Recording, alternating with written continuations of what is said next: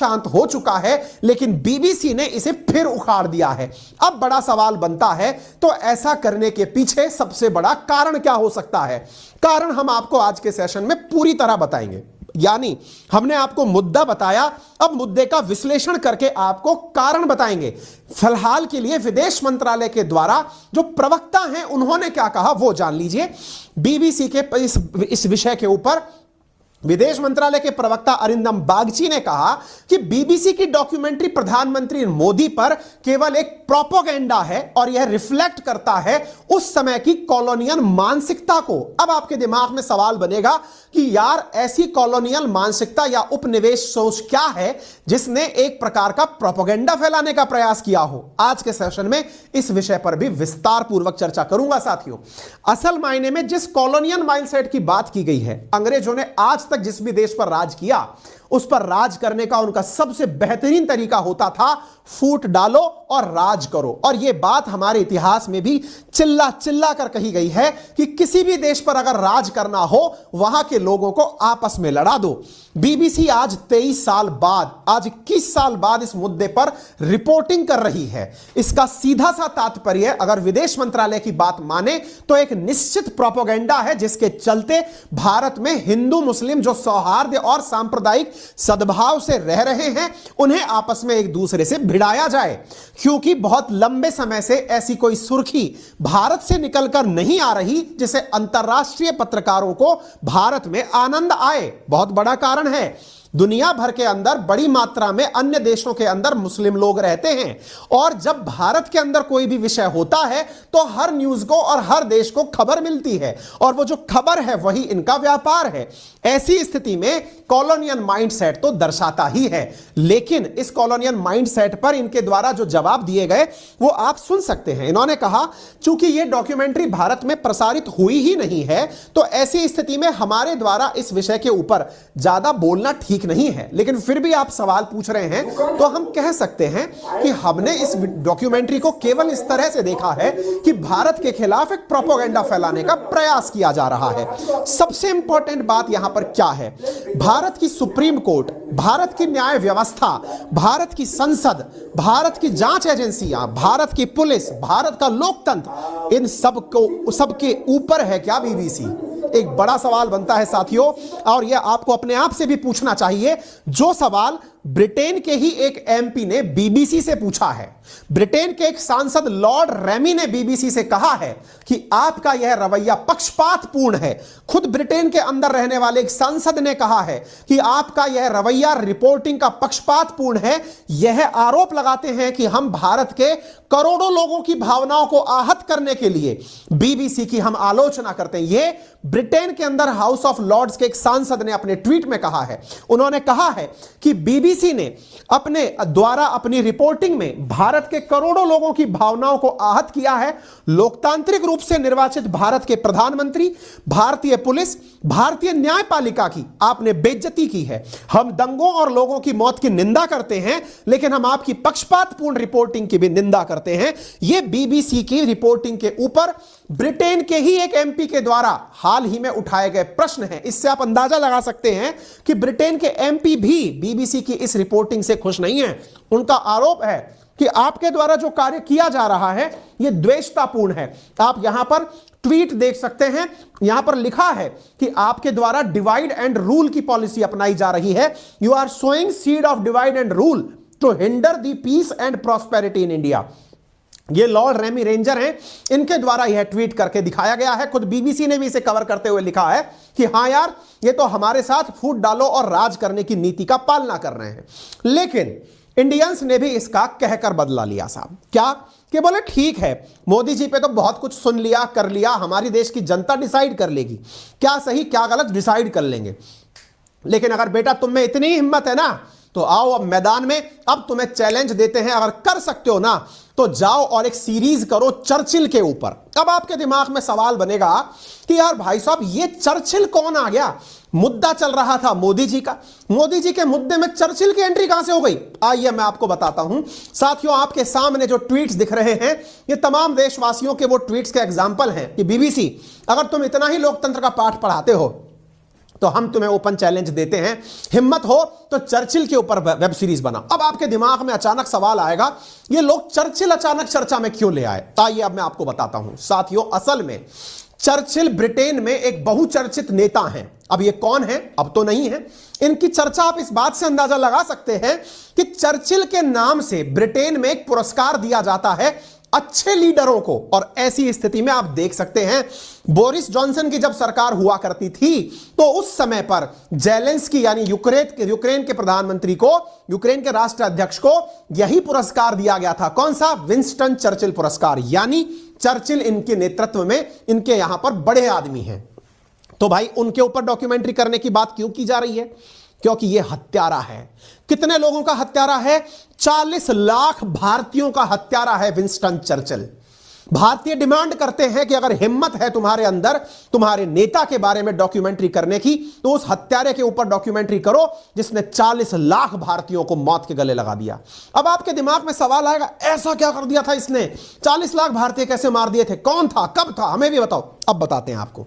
साथियों, यह व्यक्ति ब्रिटेन का पूर्व प्रधानमंत्री है और यह व्यक्ति वो है जो 1943 में बंगाल में पड़ी भीषण भूखमरी का, भीषण जो भूख से मारे गए लोग थे, उसका जिम्मेदार है। आप पूछेंगे इसके पीछे इसकी जिम्मेदारी तय कैसे कर सकते हो? सारे तथ्य मैं आपको दूंगा और साथियों यह भी बताऊंगा किस प्रकार से उस समय मुस्लिम लीग के द्वारा अपने स्वार्थी रवैये के चलते अपने आप को एक नया देश दिलवाने के लिए इनकी चाटुकारिता करते हुए 40 लाख लोगों की जान दिलवाने में ब्रिटेन मुस्लिम लीग के द्वारा इस चर्चिल का सहयोग दिया गया था। आइए अब चर्चिल की कहानी आपको बताते हैं। तो विंस्टन चर्चिल द्वितीय विश्व युद्ध के दौरान ब्रिटेन का प्रधानमंत्री हुआ करता था और यह उसी पार्टी से हुआ करता था जिस पार्टी से आज ऋषि सुनक प्रधानमंत्री हैं, यानी यह कंजर्वेटिव पार्टी का नेता हुआ करता था। अब क्या है, आइए आपको चर्चा करके बताते हैं। ठीक है, आपकी चर्चा तो हमने कर ली बीबीसी वालों, अब तुम्हें ओपन चैलेंज हम देते हैं। चर्चा करनी है चर्चिल की, करके दिखा देना।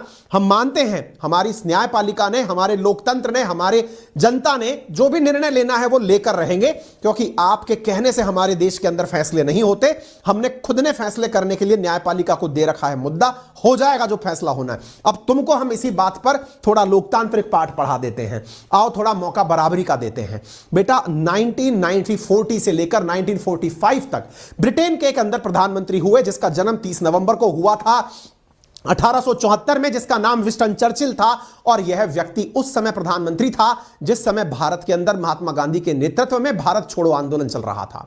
इसके नेतृत्व में जब विश्व युद्ध लड़ रहा था ब्रिटेन और मित्र राष्ट्रों का लीडरशिप कर रहा था, अपने आप को जर्मनी के खिलाफ युद्ध लड़वा रहा था ब्रिटेन को, उस समय भारतीय सेना भी युद्ध लड़ने के लिए गई थी। लेकिन उस दौरान इस व्यक्ति ने भारत के लोगों के हिस्से का अनाज युद्ध लड़ रही सेना को भेज दिया था। और जब इसको यह बात याद दिलाई गई कि यह भोजन भारतीय नागरिकों की भूखमरी का कारण बन सकता है, बड़ी मात्रा में लोग भूखे मर जाएंगे, तो इसने कहा कि मुझे भारतीय लोगों से 1% दिलचस्पी नहीं है, उनके प्रति कोई हमदर्दी नहीं है, ये जानवर हैं और जानवर की तरह ही ये संतानें पैदा करते हैं। इसने आरोप लगाया था भारत के ऊपर और कहा था कि मुझे भारतीयों के प्रति 1% भी अपनी तरफ से सहानुभूति नहीं है, क्योंकि ये खरगोश की तरह बच्चे पैदा करते हैं, जानवरों की तरह बच्चे पैदा करते हैं, ज्यादा बच्चे पैदा किए हैं इसीलिए मरेंगे। मैं इनकी मौत के लिए अपने सैनिकों को कुर्बानी नहीं दे सकता, इनके हिस्से का खाना युद्ध में भेज दो।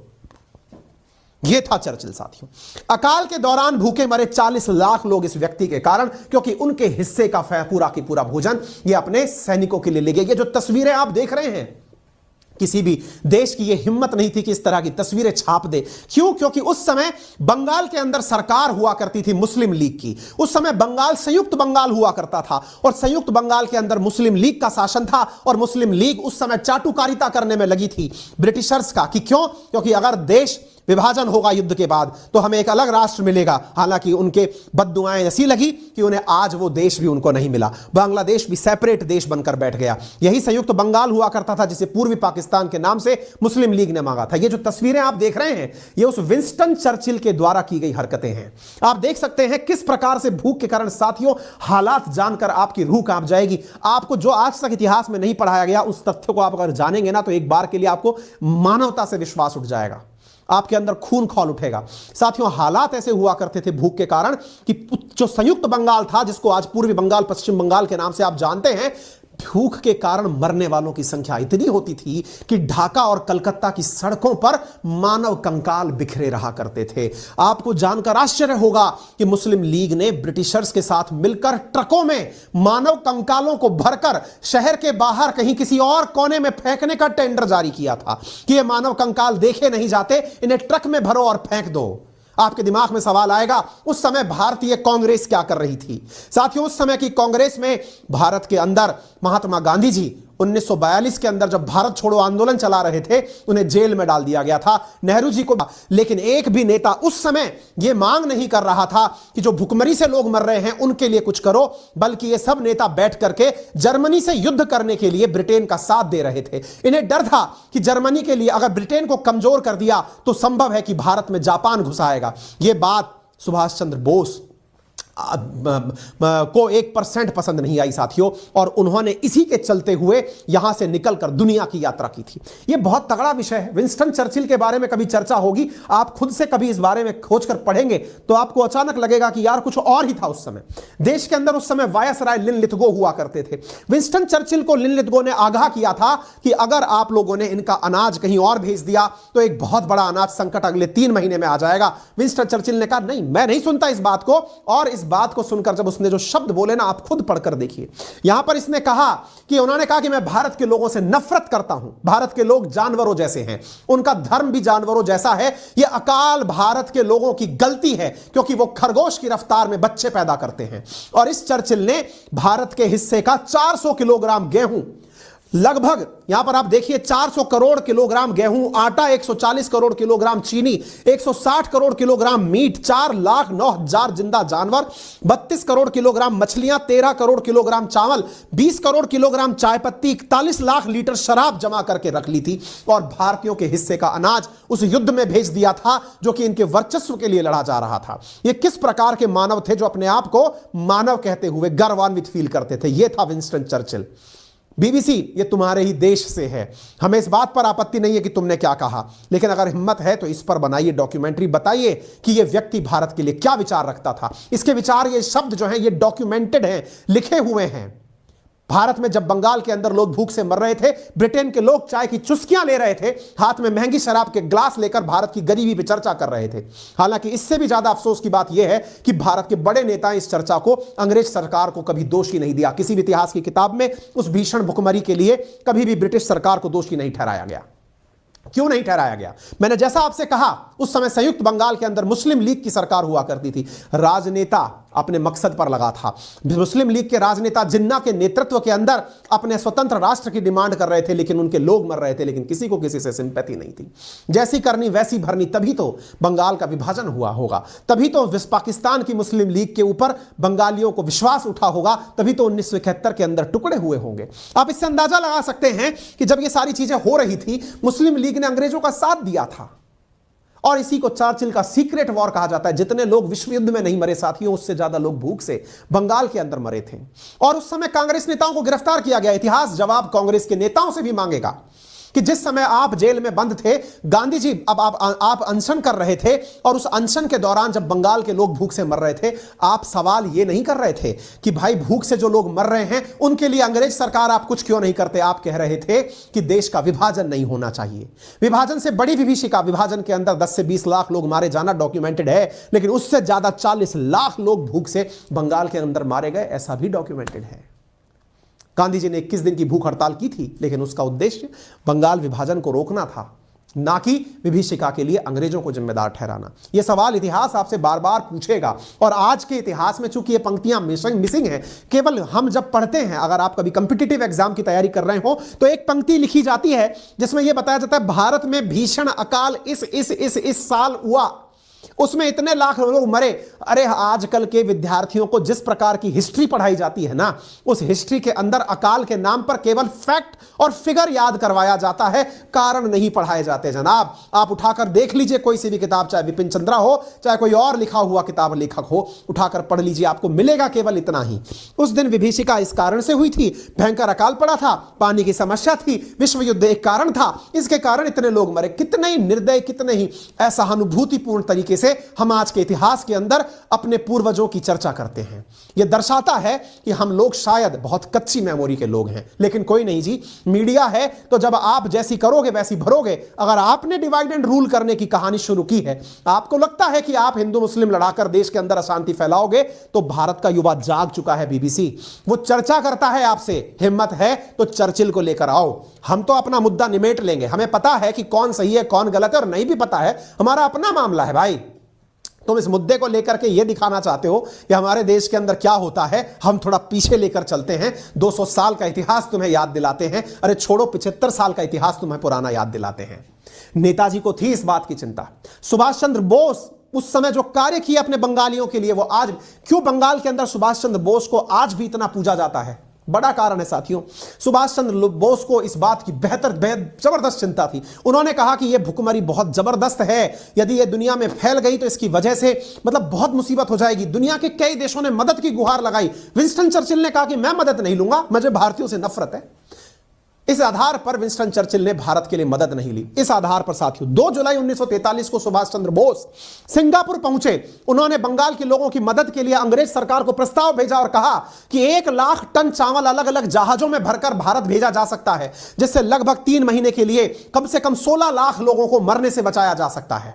विंस्टन चर्चिल ने साफ इनकार कर दिया। सुभाष चंद्र बोस ने अपने कूटनीतिक प्रयासों से जापान की सरकार को इस बात तक के लिए मनवा लिया था कि जापान सरकार ने कहा था कि आपके लोग मर रहे हैं, आपके मरते लोगों को अगर अनाज भरकर हम जहाज में भेजेंगे, चावल भेजेंगे, तो हम उस पर आक्रमण भी नहीं करेंगे। आपके जहाज से ले जाइए अनाज, वहां पर अपने लोगों को खिलाइए जो मर रहे हैं। विंस्टन चर्चिल ने भोजन तक नहीं पहुंचने दिया और केवल बैठकर चर्चिल राजनीति खेलता रहा। चर्चिल उस समय भारत को इस तरह बचा रहा था कि कहीं जापान हमारे पास ना आ जाए, भारत पर कब्जा ना कर ले, क्योंकि उसको सोने की चिड़िया को मारकर जो खाना था। बर्मा के अंदर जो अनाज के गोदाम थे उनको खत्म करवा दिया गया, कहीं जापान बर्मा आकर के भारत तक ना पहुंच जाए। ये तो अमेरिका ने जापान के ऊपर बम डाल दिया था, जिसके चलते जापान खुद ही पीछे हो गया था। चर्चिल ने तो पूरी तैयारियां कर रखी थी कि जापान अगर यहां आए तो उसे कोई संसाधन ना मिले, भले ही बंगाल के बॉर्डर के माध्यम से भूखा मरने के लिए लोगों को भी छोड़ दिया जाए। खैर, इसका परिणाम जो निकला वो सब जानते हैं। इस वजह से भारतीय सैनिकों में रोष उत्पन्न हुआ, जो ब्रिटेन की तरफ से विश्व युद्ध के अंदर लड़ने गए थे जर्मनी से। असंतोष उत्पन्न हुए सैनिकों ने आजाद हिंद फौज का गठन किया। दुख तो तब हुआ जब युद्ध जीतने के लिए तो भारतीय सेना ने उनका मदद किया था, लेकिन आजाद हिंद फौज के ही 3 सिपाहियों को लाल किले के अंदर सजा सुनाने के लिए लाया गया। इसके ऊपर आजाद हिंद फौज ने, भारतीय नौसेना ने विद्रोह कर दिया और म्यूटिनी हुई। और भारतीय नौसेना के द्वारा जो की गई, जिसे आप म्यूटिनी के नाम से जानते हैं, नेवल म्यूटिनी के नाम से जानते हैं, रॉयल नेवी पर हुई म्यूटिनी के नाम से जानते हैं, उस चीज से ब्रिटिशर्स के पैर उखड़ गए। उन्हें लगा कि अब भारतीय सेना भी समझ चुकी है कि किस प्रकार से हम अपने ही लोगों के खून से पनपी फसल को खाकर इस देश के लिए अंग्रेजों की सेवा कर रहे हैं। और उसके बाद वो दिन दूर नहीं था, देश के अंदर हुई इस म्यूटिनी ने वो ताबूत के अंदर आखिरी कील ठोकने का कार्य किया, जिससे ब्रिटिशर्स के पैर उखड़ गए और वो जहां से जाने के लिए मजबूर हुए।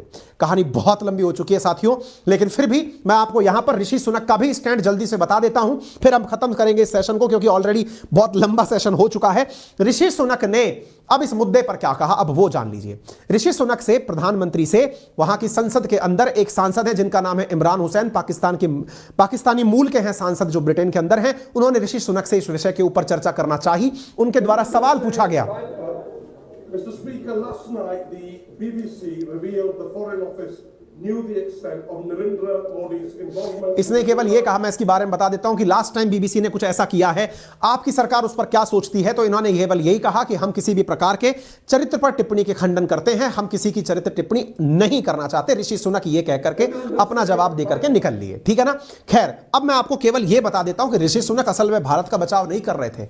उनको चर्चा थी देश के अंदर, दुनिया के अंदर 5वीं बड़ी इकोनॉमी बन चुके भारत की। चिंता थी कि अगर भारत इस बात पर बिखर गया कि क्या हुआ, तो संभव है कि इनको गरीबी से निपटाने के लिए, जो भारत गरीबी से बचाने के लिए इनके साथ जो फ्री ट्रेड एग्रीमेंट करने वाला है, कहीं भारत उससे पीछे ना हट जाए। जनवरी 16 को यूके ने कहा है कि हम भारत के साथ फ्री ट्रेड एग्रीमेंट करेंगे। आपको याद होना चाहिए, इनकी एक गृह मंत्री के द्वारा भारत विरोधी बयान दिया गया था, जिसकी वजह से उसे अपने पद को छोड़ना पड़ा था। यानी कि ब्रिटिशर्स ये बात तो जानते हैं कि भारत के खिलाफ बयान देने का नतीजा क्या निकलता है। सर बीबीसी के खिलाफ सरकार कुछ काय नहीं कर देती है। बोले क्यों? जैसे चाइना ने कर रखा है कि सर चाइना बीबीसी को अपने यहाँ पर रिपोर्ट पब्लिश नहीं करने देता। देखिए चाइना को आप बीबीसी के लिए बदनाम भले ही कर सकते हैं, लेकिन वास्तविकता यह है कि बीबीसी को बैन करने से पहले चाइना के न्यूज चैनल को ब्रिटेन ने अपने यहाँ बैन किया था, वो तो बदले की कार्रवाई के चलते बैन किया गया था। तो इस आधार पर चाइना वर्सेस बीबीसी ना करें।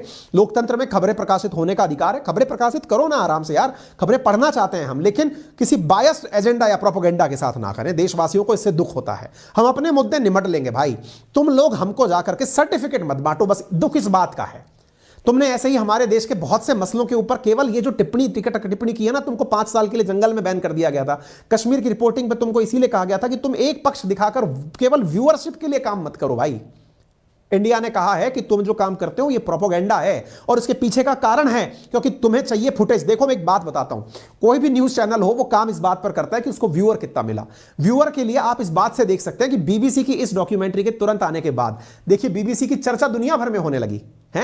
हर तरफ बीबीसी बीबीसी हो गया। आप इधर देखिए रॉयटर्स बीबीसी लिख रहा है, कतर के अंदर अल जजीरा बीबीसी लिख रहा है, टर्की का टीआरटी वर्ल्ड बीबीसी लिख रहा है, गार्जियन बीबीसी लिख रहा है कि बीबीसी ने। आप सोचो एक न्यूज चैनल दूसरे न्यूज चैनल का नाम लिख रहा है, आप इससे तो अपने आप ऑटोमेटिक ऊपर आ गए। क्यों साहब? बीबीसी की ऐसी हालत क्या हो गई कि ये अपने आप को इतना हिट करवाने में निकली है? इसके पीछे कारण है। आप खबर उठाकर देखिए 29 सितंबर 2022 की, बीबीसी ने 382 लोगों की जॉब निकाल दिया था। बीबीसी ने लोगों को नौकरी से निकाल दिया था, पैसा खत्म हो गया था। आप हाल ही में देख सकते हैं 16 जनवरी की खबर है, यूके गवर्नमेंट ने बीबीसी की फंडिंग कम कर दी कि यार तुमसे पैसा कमाया नहीं जा रहा है। इनको लगा कि पैसा कमाना है तो कुछ प्रोपेगेंडा करना पड़ेगा, प्रोपेगेंडा कर दिया। और आप देख सकते हैं बीबीसी इस समय यूके गवर्नमेंट से मांग रही है कि हमें दुनिया भर के अंदर सेवा करने के लिए थोड़ा फंडिंग दे दीजिए। 19 जनवरी 2023 की खबर है। मतलब समझते हैं इस बात का? पत्रकारिता है, ठीक बात है, लेकिन इसमें भी बिजनेस है, व्यापार है। व्यापार पैसे से होता है और पैसे के लिए फूट डालो, राज करो, लोगों के बीच में चर्चा का विषय बन जाओ। आज हर दूसरा आदमी बीबीसी को गूगल करके ढूंढ रहा है कि क्या चल रहा है। देखिए मैं फिर से आपसे कहूंगा, मैंने शुरुआत में भी आपसे कहा था, इस आधार पर कतई चर्चा ना करें, इस आधार पर कतई ना सोचें कि किसने क्या कहा, क्या कह सकते। हमारे देश का मुद्दा है, हम निमट लेंगे, हमारी कानून व्यवस्था निमट लेगी, लोकतंत्र है हमारे यहाँ पे, सब निमट लेंगे। तुम पंच मत बनो भाई, तुमने पंच बन के ना पहले भी हमारे देश में खूब फूट डालो और राज करो। साथियों अगर आपको हमारे द्वारा की गई ये पूरी मेहनत, इतनी देर तक आपने मुझे नॉन स्टॉप 30-40 मिनट तक सुना है, अगर आपको लगता है कि हमारा द्वारा एफर्ट किया गया है जो आपके लिए सकारात्मक है, तो आपसे एक छोटी सी गुजारिश ही तो है, क्योंकि डेटा बताता है कि 70% आप में से व्यूअर ऐसे हैं जिन्होंने हमारे चैनल को सब्सक्राइब नहीं किया हुआ है। कृपया करके हमारे चैनल को आप सब्सक्राइब कर लें, वीडियो को लाइक कर दें, और सब्सक्राइब करने के कोई पैसे नहीं लगते। आपके साइड में बस एक सब्सक्राइब का रेड बटन दिया हुआ है, उसको जाकर क्लिक कर दीजिए, फ्री ऑफ कॉस्ट है। उसका फायदा यह होता है कि हमें मोटिवेशन मिलता है, आपको नोटिफिकेशन मिलता है, आपको जानकारी पहले मिल जाती है जब हम सेशन लाते हैं। ठीक है, वीडियो को लाइक कर दीजिए, सभी साथियों से साझा